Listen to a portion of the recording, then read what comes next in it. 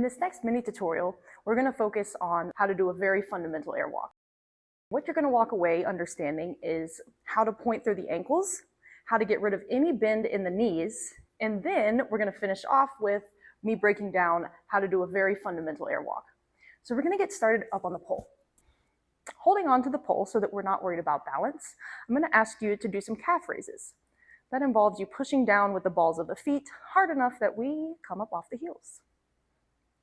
And we're going to do several of these with the goal of getting a bit of a burn going in the backs of the calves so that it makes it easier for us to connect the dots and use the power of our mind to generate this activation so that we have a very active and energetic toe point. So I have a bit of a burn going now. So stay up on the balls of the feet with me and let's isolate it just down to 1 foot. So go ahead and lower down to the heel of the inside foot, but keep this calf engaged. Keep these muscles engaged while you lift your knee up off the floor and curl the toes under. Boom. This may be the first time that you felt how engaged, how much energy it can take for you to engage all through the calf, through the back of the heel, and even the muscles underneath the feet for me to have this very nice and energetic point through the ankle. Yeah? So let's do that on the other side. Up to the balls of the feet, lower down to this outside heel. Keep the ankle pointed while we lift the knee, curl the toes, and take a moment to just be here. I really want to welcome you to tune in so that we can, in the future, use the power of our mind to engage these muscles without having the resistance of lifting our body weight. So, now that we have an understanding of how to very energetically point the ankles, let's move up the leg a little bit. In our airwalk, we also need to have a super straight knee. So let's look into what makes that happen. Again, holding onto the pole, I'm going to turn to the side. Lift the knee up just a little bit, and all I'm going to ask you to do is straighten the leg and relax. Straighten the leg and relax. We're going to do this several times.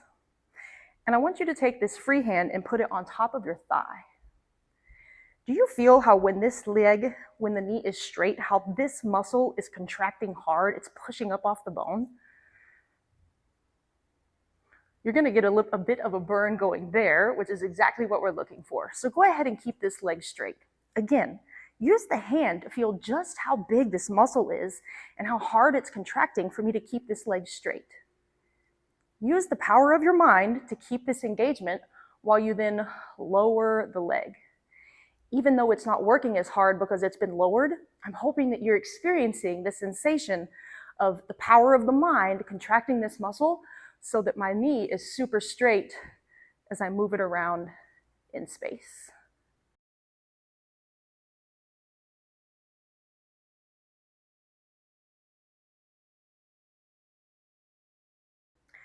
So now that we've done a little mini deep dive into how much active engagement, how much active muscle engagement is involved in keeping the ankles pointed, keeping the knees straight, which with their forces combined can be translated into an extension that comes from the hip all the way past the toes, now we're going to apply that to our airwalk. I want to demonstrate just a regular walk for you.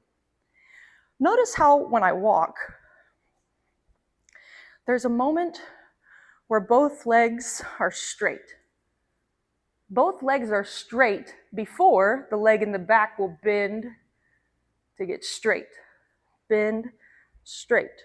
There's always a moment where both legs are straight in my natural walk. So let's apply that on my favorite place, the floor. So join me on your back with your legs up in the air.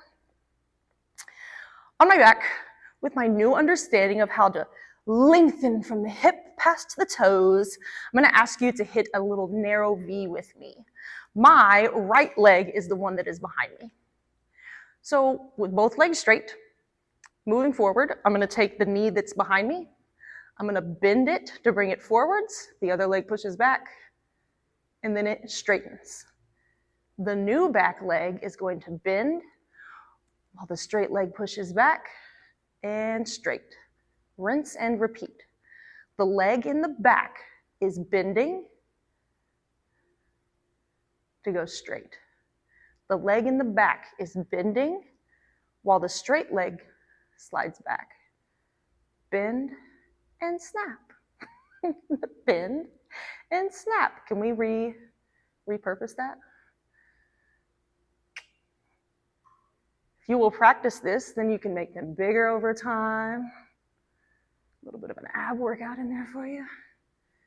Once you have this pathway down, a very accessible way to add some spice would be to incorporate some hip action. So if I leave my legs straight, just so that you can appreciate how the hips are bending. So what's going to happen is as my right knee bends, I'm hiking the right hip. Now as the left knee bends, I hike the left hip. It's going to add a little bit of depth to my airwalk. The legs do the exact same thing. The only thing that's changing is my hips. Stick with me. Over time, we'll break down how to add some fancy feet. Maybe we could even reverse it. There's so much fun to be had here.